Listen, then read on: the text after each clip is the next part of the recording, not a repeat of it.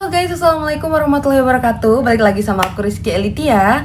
Nah, di hari ini aku pengen menceritakan tentang mitos dimana anak kecil kalau udah maghrib harus masuk ke rumah karena bakal diculik sama bebek gombel. Kalian pasti pernah kan dengar cerita-cerita kayak gini. Mungkin kalau secara kita logika yang udah besar sekarang, kita berpikirnya bahwa itu adalah larangan dari orang tua untuk mencegah anak-anak itu keluar di malam hari karena terlalu berbahaya kan, karena gelap juga mungkin. Jadi kali ini aku akan menceritakan sebuah kisah yang diceritakan oleh akun Twitter bernama Bang Bets _ dimana di sini Bang Bets sudah menceritakan detail, namun dia tetap menyembunyikan di mana tempat kejadian ini terjadi. Dia cuma ngasih kisi-kisi bahwa desa ini terletak di antara di dekat-dekat desa itu dikelilingi oleh perbukitan, kebun jagung dan juga hutan jati.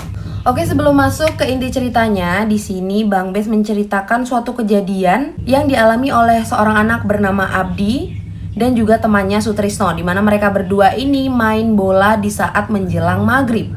Hal ini akan biasa dilakukan kan oleh anak-anak, biasanya kalau belum maghrib itu belum balik, nanti alarm baliknya itu pas sudah azan maghrib ya kan. Sama, aku juga dulu gitu. Di tengah permainan, Sutrisno tidak sengaja menendang bola itu begitu jauh, sampai pada akhirnya si Abdi ini bilang, udahlah balik aja, gak usah diambil bolanya, besok-besok aja diambil kan bisa, kata Abdi gitu. Tapi Sutrisno nih gak mau.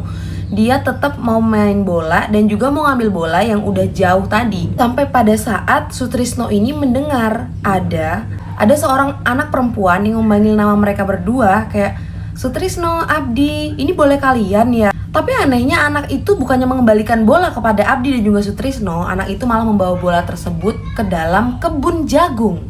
Pada saat itu, Sutrisno yang pengen bolanya kembali, otomatis dia langsung ngejar nih si anak perempuan itu masuk ke dalam hutan.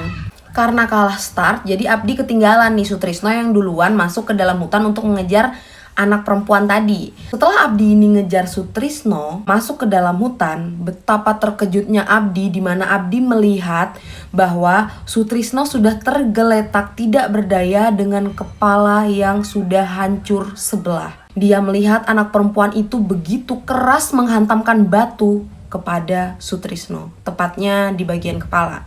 Pada saat itu Abdi panik dan langsung berlari ke rumah untuk menyampaikan kepada kedua orang tuanya bahwa Abdi menemukan Sutrisno sudah dalam kondisi seperti yang aku ceritakan tadi. Pada saat itu orang tua dari Abdi, orang tua Sutrisno dan juga beberapa warga langsung menuju ke hutan untuk mengecek langsung apakah benar yang dikatakan oleh Abdi ya kan. Pada saat mereka datang ke sana, mereka nggak melihat ada apapun, apalagi jasadnya si Sutrisno. Setelah dicari tidak ketemu, mereka pun pulang ke rumah masing-masing. Sampai pada saat 2 hari kemudian, seorang warga menemukan jasad Sutrisno di salah satu sungai di dekat desa mereka. Dari kejadian itu, Abdi pun dituduh telah membunuh Sutrisno dan beralibi bahwa Sutrisno diculik oleh hantu.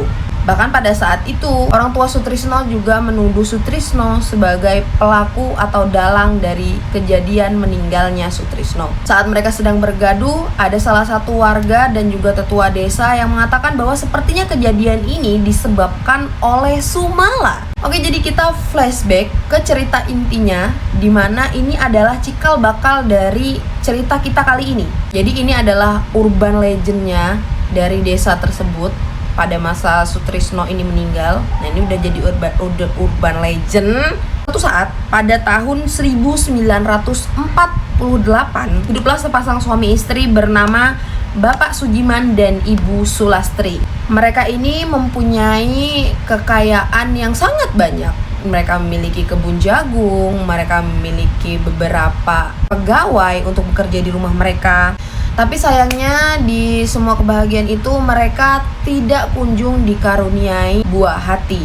Sang istri, Bu Sulastri, ini ngide untuk datang ke dukun untuk minta bantuannya dan bersekutu dengan setan agar bisa mendapatkan anak. Di sini Pak Sujiman sama sekali nggak tahu bahwa istrinya melakukan perjanjian ini. Sampai benarlah terjadi bahwa Ibu Sulastri hamil dan dia hamil anak kembar. Setelah Sulastri melahirkan kedua anaknya, which is anak kembarnya, Ternyata salah satu anaknya ini cacat. Karena takut dirinya dihujat oleh warga dan juga tidak ingin memiliki anak yang cacat, dengan keji Sujiman membunuh anak yang cacat tersebut tanpa rasa belas kasihan.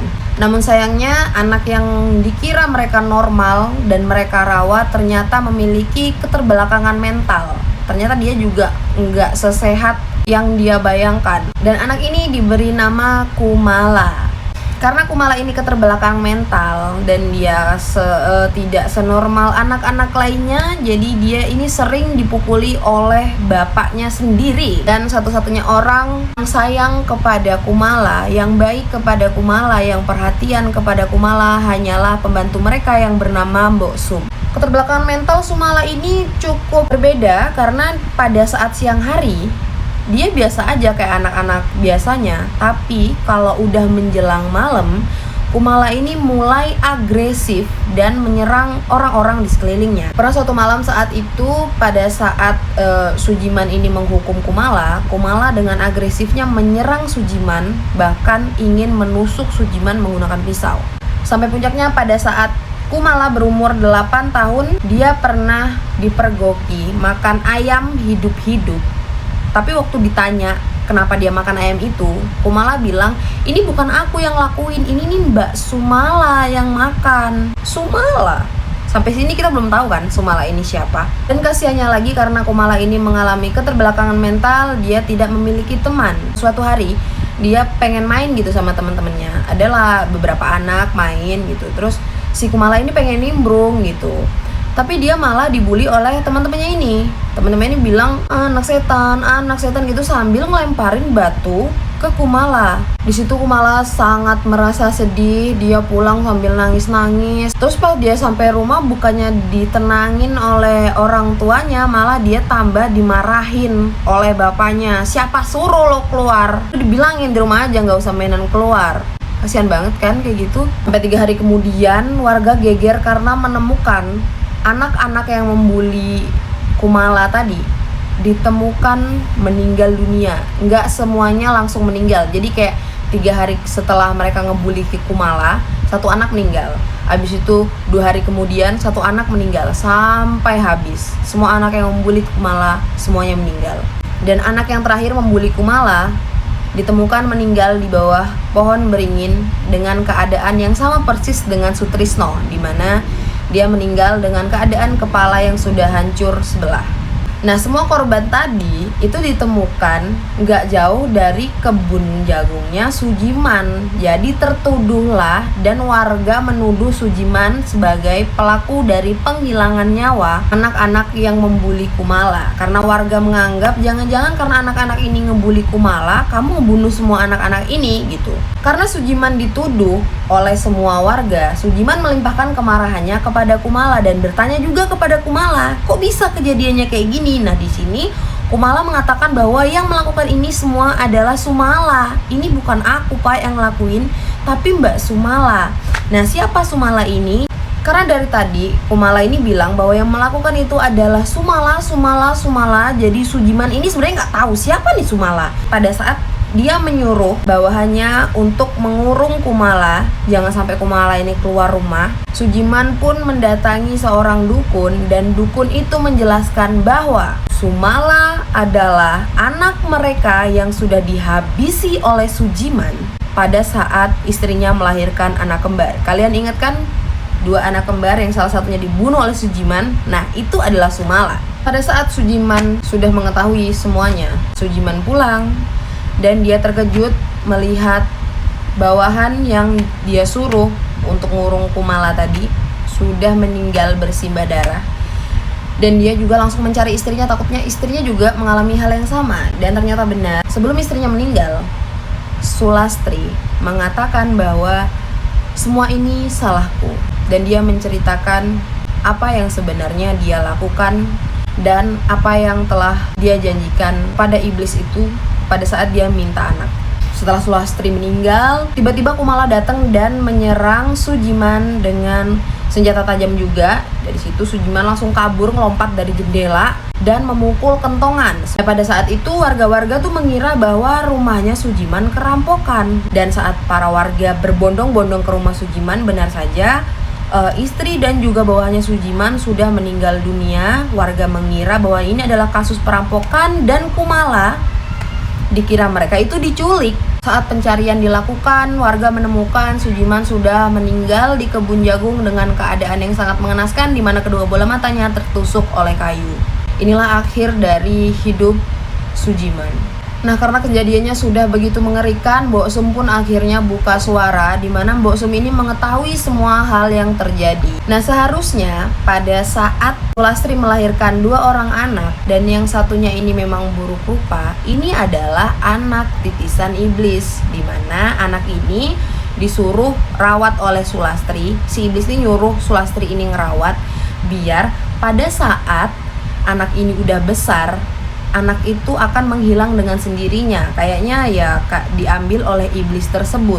Endingnya harusnya bahagia kalau mereka mengikuti apa yang dikatakan oleh iblis itu. Karena kesalahan langkah dari Sujiman membunuh anak iblis tersebut, jadinya mereka meninggal dengan mengenaskan. Dan bahkan Kumala sampai sekarang gak pernah ditemukan di mana keberadaannya. Dan kejadian pembunuhan ini juga bertepatan pada tanggal kelahiran Kumala dan juga kembarannya Sumala. Dan sepertinya Sumala ini ingin ngambil raga Kumala karena dia merasa bahwa dia sebelumnya nggak dikasih hidup gitu. Di usia 10 tahun tersebut, Sumala dan juga iblis yang ada di belakangnya mengambil Kumala sebagai ganti dari raga Sumala yang sudah dibunuh oleh Sujiman. Nah, kenapa dari semua banyaknya korban Mbok Sum ini selamat? Ternyata siang sebelum malamnya kejadian, Kumala ini udah bilang, Mbok Sum sebaiknya Mbok Sum pulang aja ke rumah, jangan di sini malam ini. Ada hal yang mengerikan akan terjadi malam ini. Jadi Kumala udah berpesan kepada Mbok Sum supaya nggak di rumah itu, dan akhirnya Mbok Sum pun selamat. Untuk kurang lebihnya mohon dikoreksi. Kenapa sampai sekarang itu ada larangan, kenapa anak-anak nggak boleh keluar di saat maghrib? Kayak tong lu jangan keluar maghrib lu, tar diculik wewe gombel lu gitu. Itu sebenarnya memang benar adanya untuk di suatu daerah yang kita nggak tahu di mana tempatnya. Memang seberbahaya itu keluar pada saat maghrib tiba. Nah, ternyata cerita ini udah dijadiin film yang udah rilis, tapi aku belum nonton sih filmnya. Kalau trailernya kayaknya udah. Trailernya aku udah nonton sedikit-sedikit dan filmnya bagus banget. Aku pengen nonton secara langsung, aku pengen nonton semuanya deh, tapi nggak tahu kapan, nunggu sempet. Dan yang penasaran dengan realisasinya gimana sih, kalian bisa nonton film ini yang berjudul Sumala. Ya guys, jadi terima kasih yang udah nonton. Kalau kalian suka sama konten aku, jangan lupa like, komen, dan juga subscribe. Bantu aku untuk mengembangkan channel ini supaya bisa menghibur kalian, mengisi waktu luang kalian. Dan ya, aku Rizky Elitiawati. Sampai jumpa di video selanjutnya. Assalamualaikum warahmatullahi wabarakatuh.